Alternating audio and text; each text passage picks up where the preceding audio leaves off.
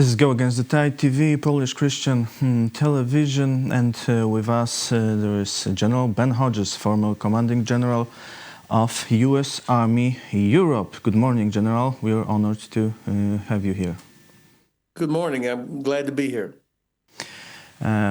General, the United States is withdrawing some troops from Romania, despite former promises not to withdraw troops from Europe. Is further withdrawal from Europe expected, and what will be the consequences? Well, I think that the administration has completed their global force posture review, looking at where we have forces and where our priorities are. And it appears that they have made the decision to reduce the physical presence in Europe. I think this is a mistake. It's bad timing to pull troops or to reduce the posture at a time when Russia is already fighting a war in Europe and is clearly conducting operations against NATO allies.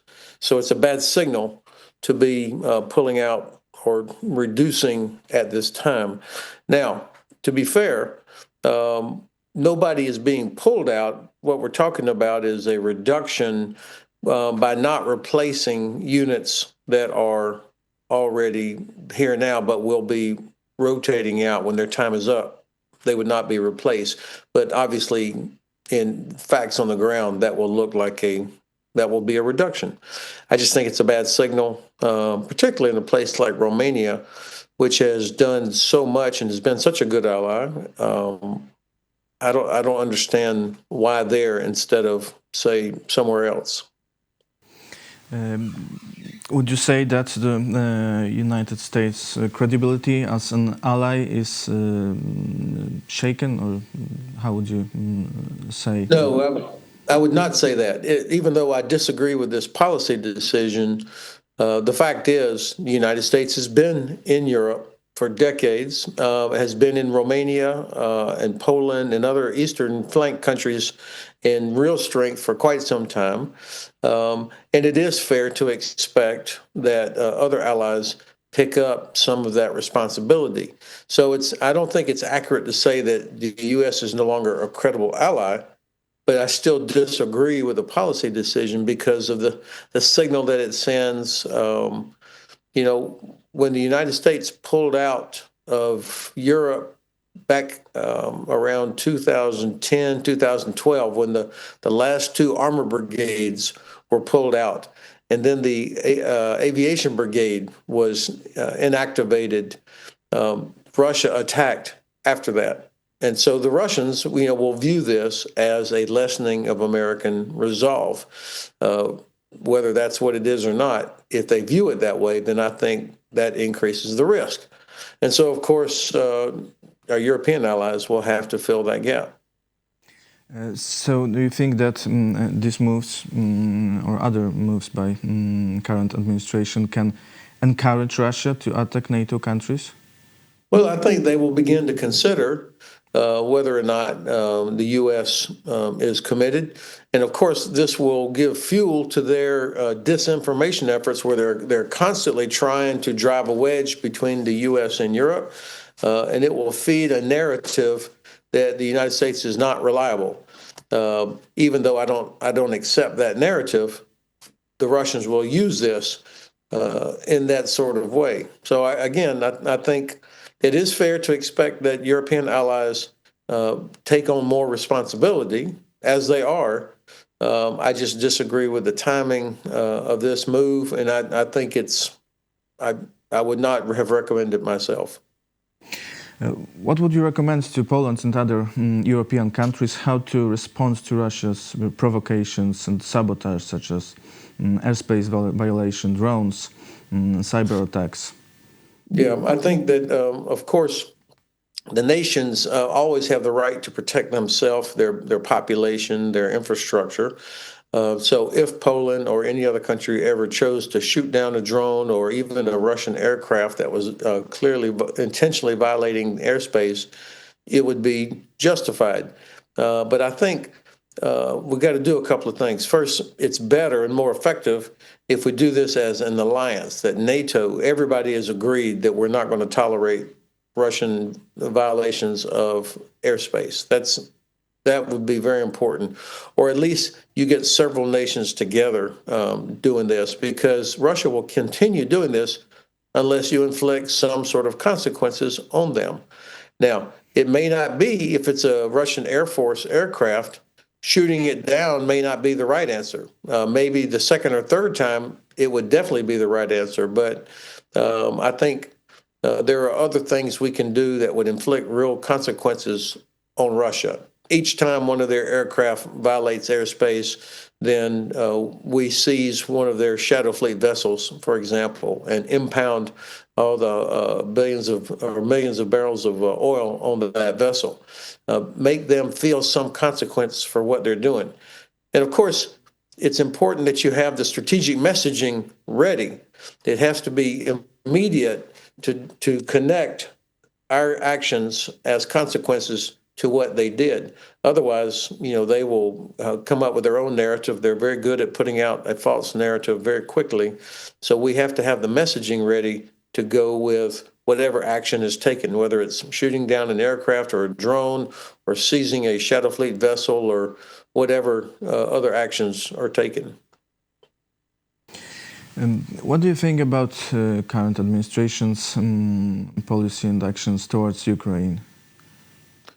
I think it's hard to know exactly what the policies are. The administration has taken us on a roller coaster of emotions and decisions and actions and inactions, changing, backing down after threats.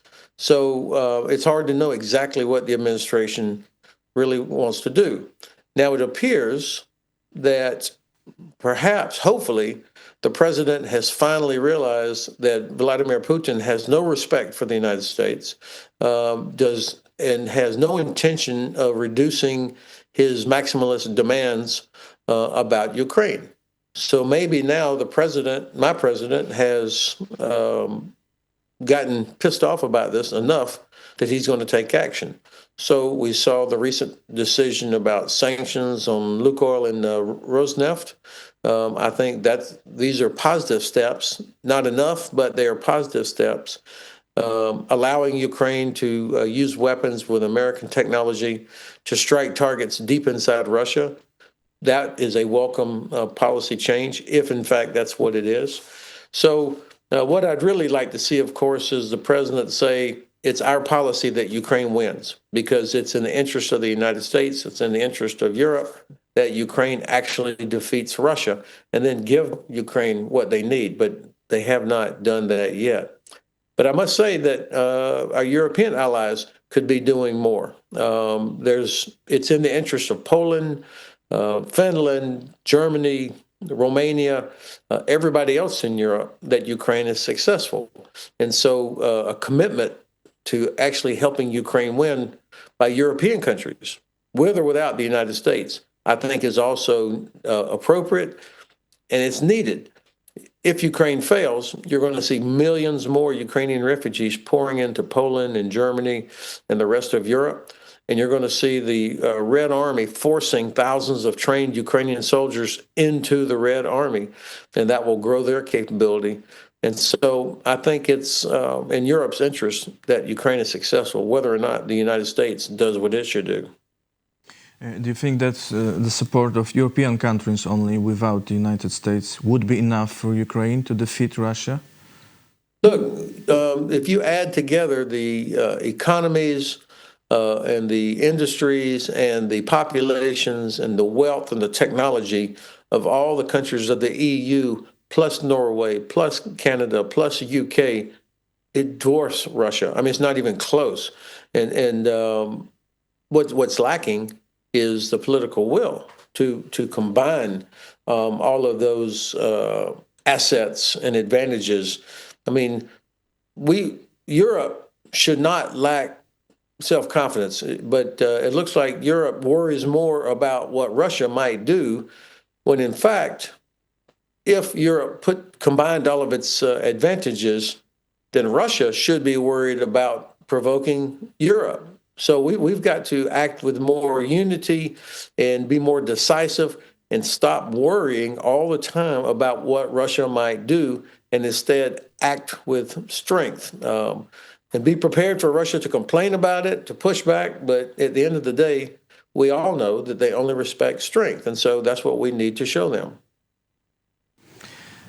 And what should or could NATO do if Russia would attack one of the countries? Well, of course, it's my belief. I'm confident after being a NATO soldier my entire Army life that the alliance would, in fact, respond with force if Russia actually attacked a NATO country, something more than these gray zone operations, and if it was determined that this was an armed attack on one of our allies, then under Article 5, it would be considered an armed attack by all, and the alliance would respond. We have a lot of capability in the region. That's all of us. Updated war plans. We have good exercises, and so I mean, it will not be a ballet. It will be hard fighting. Be tough, but it will be a disaster for Russia if they ever made the terrible decision to attack NATO and face the full air power, sea power, land power, cyber, special forces, all of the capabilities that we have in NATO. It would smash whatever Russia was doing. The key is that there cannot be any question that we would all respond.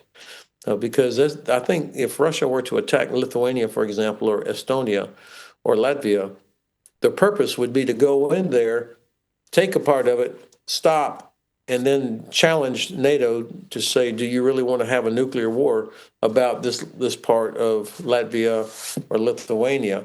And so this is where we have to be very firm in our resolve that absolutely we are prepared to defend every square meter of NATO. Do you think that it's possible that in some few years Russia and China would attack together, or Russia would attack Europe, China, I don't know, Taiwan, or other countries in Asia? So I would never say no, that will never happen, because I couldn't possibly predict that. But I think it's unlikely. I don't believe that China looks at Russia as an ally. I think that China looks at Russia as a useful partner because of the cheap oil and gas that China gets from Russia. And so China does not want any disruption of that, obviously. And I think that China benefits somewhat with Russia and Ukraine conducting this long war because the West is distracted. So I think we'll continue to see China providing aid and support to Russia as long as they continue to get cheap gas. We'll see what happens if Ukraine's campaign, its effort to destroy Russia's oil and gas infrastructure, continues on the same level that it is now. I mean, it will be difficult for Russia to continue exporting oil and gas through China and India and other customers if Ukraine continues to pound away at that oil and gas infrastructure. And also, if we in the West, including Poland, would stop these Russian shadow fleet vessels that are carrying oil out of the Baltic Sea, these are things that would make it very difficult, or less attractive, I would say, for China to continue supporting Russia. Let's get into some internal affairs of the United States. A month ago, the Secretary of Defense and the President organized a big meeting with American generals. Did you encounter anything similar during your service? No, I'd never had to attend some sort of a large group meeting like that. Of course, it's not unusual that once or twice a year there would be a commander's conference or something to discuss at high level strategic things or new policies or or any typical kind of things you would do in a headquarters. I've never seen it where you had so many people brought together in one room for such a meeting. Um, to me, it was. Of course, it's the secretary's prerogative; he can do this. But to me, it was totally unnecessary. This was done for theater, so that he could stand up there in front of all the generals and admirals and lecture them about fitness, about standards, about um, other things that were really inappropriate. But what worried me the most was his disparaging comments about um, the rules of engagement. That these are some sort of woke policy not related to warfighting, and we're going to get rid of those things. And I think this would be a terrible mistake. The rules of engagement are necessary to help ensure that our soldiers are able to fight within a legal context and that we protect civilians and innocent people, and that they help accomplish the mission. It's not just about how many people you can kill and how much damage you can cause. I mean, when he said, you, pointing to the audience, you exist to break things and kill people, I was appalled. And I guarantee you, those officers and senior sergeants in that room were appalled. Um, and this is a problem also for allies, because allies will be concerned if their troops are fighting alongside American troops.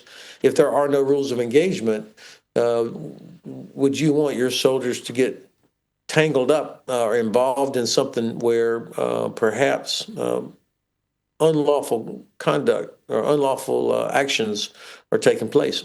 So I don't think this is good for cohesion within the alliance.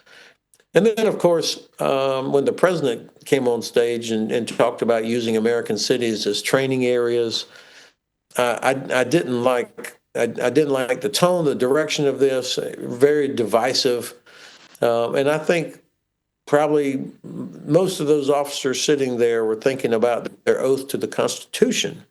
It's not to the president; it's to the Constitution, and I suspect that they were reflecting on that as they listened to what the commander in chief and the secretary of defense were saying. But I'll stop by saying I was proud that they all sat there respectfully, professionally, and quietly. They didn't cheer like this was some sort of political rally. And I think the president and the secretary were hoping that they would. So they behaved themselves exactly the right way. But what should be their reaction of commanders to that? The especially shocking for me was that the president said, as you mentioned, that the American cities would be training grounds for American soldiers. What does it mean, and what they should do with this? Well, I think first of all, if it's a legal order to do something, it might be a bad policy or a stupid decision, but if it's legal, then you are bound to do it, or else you should submit your resignation and say, I'm sorry, I can't live with this policy and I cannot carry it out, even if it's legal, but it's stupid or inappropriate. On the other hand, if it's an illegal order, illegal, unlawful, then the officers have the responsibility to say, no, Mr. Secretary, we cannot do that. That is unlawful. We cannot do that, and I will not direct my soldiers to carry out this unlawful action. So the top guys have to protect the lower guys from these kinds of things. Now, I think the president said it there that, hey, if you don't like this, if you can't get on board with my policies, then you can leave. And I think we've already seen a couple of senior people just in the last few weeks since then have stepped down because they realize that they're being pressed to do things that are unlawful or are very inappropriate. And so I think there's going to be tension in the ranks, in the formations in the coming months as more and more the administration wants to use the military to do things, whether it's domestically or internationally, in a way that's not appropriate and would cause friction with officers who are adhering to their oath to the Constitution. Just before this meeting, on X, you recalled the story of the gathering of German generals in 1935 and their oath of allegiance to the Führer. Was the meeting in Quantico in any way similar? So I would not say it was directly similar because they did not have to stand up right there and take an oath to the president. But the message was there, that when the president said, if you can't get on board with the policies, and the secretary has indicated this before as well, then you can leave. We don't need you. And they have pushed out a lot of really good officers, and so I'm watching to see who gets promoted. What's the reputation of officers who are promoted to senior level? My sense is that right now, probably 90% of the officers in all of our armed forces understand and will live up to their oath to the Constitution, and they will do what they can to protect the men and women under them and to live up to their oath to the Constitution. But at some point, people will have to make tough decisions about whether or not they can live with what they're being asked to do. And again, there's a difference between stupid policies or bad decisions and illegal decisions.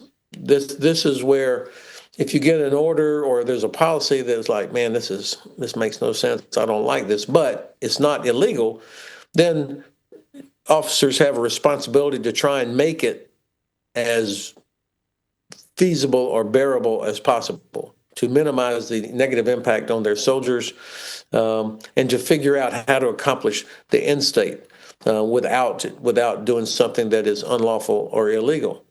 Now, the administration removed a lot of the military lawyers, took them away. So this makes it more difficult for commanders when they cannot get legal review of certain actions that are coming down from the Pentagon. So this really puts a burden on commanders who, even in the best of cases, the job is very difficult. I mean, they have enormous responsibility. So this makes their job that much harder. I think that we're going to see over the coming months, there's going to be other examples. I mean, these strikes against the so-called Venezuelan drug boats. Drugs are no doubt a terrible threat in the United States. Thousands of people die every year from fentanyl. But fentanyl comes through Mexico. It doesn't come from Venezuela. So I don't see the connection between destroying the drug boats and saying that you're trying to stop fentanyl. So there's the administration is not being as transparent as they should about what they're doing. And I think more and more people are realizing that what they're doing is not correct. We observe in the United States the increasingly strong division between two sides. Do you think that this can be reversed, or will it continue to grow stronger? Well, it depends. We have been through a lot of challenging times throughout our history. We're coming up on our 250th birthday as a nation. We've had a terrible civil war in the 19th century that killed hundreds of thousands of people. We've had division and challenges throughout our history, especially during the 50s or the 60s and the 70s. And then even in the last decade. But I don't think I've seen it this bad in my life. I'm 67. I don't think I've seen it this bad as it is right now. So it's going to take some leaders on both sides to help unify us. But the current climate is very divisive. And citizens citizens have a responsibility to inform themselves also. Too many people get all their news from one source, or they're too easily manipulated by fake news, by disinformation. And of course, the Russians and other enemies are pouring this disinformation in to American society, and we've got too many people that are vulnerable to it. And so part of this is going to be our education system. Part of it's got to be parents and young people accepting responsibility for properly informing themselves, being critical thinkers. And then, of course, the media is so important. And you see that the administration is trying to gain control over all the media. That's what part of authoritarian governments do, is to try and gain control of all the media. So our journalists have to have a critical role in protecting our democracy as well. So you believe that the concern for the common good can be restored, rather than just a struggle between two antagonistic political camps? Well, look, at no time in our history did you have 100% everybody was, everything was perfect, everybody was happy. That's never been the case. It's not normal. But I do believe that there are enough good people in America that care about our country, that they want to protect not only for themselves but for their generations to follow. They want to protect the rights and freedoms that we enjoy, that unleashes the talent of young people, all the many blessings that we've had in America. So yes, I do believe it is possible that we could get back to where there's just just the normal chaos that we always have and the normal friction. But that we can't survive if it stays like it is now. That's we would become so vulnerable to outside forces if we don't somehow repair the damage that has been done. Thank you very much. General Ben Hodges was our guest at Go Against the Tide TV. Thanks for the privilege, Caesar. And goodbye.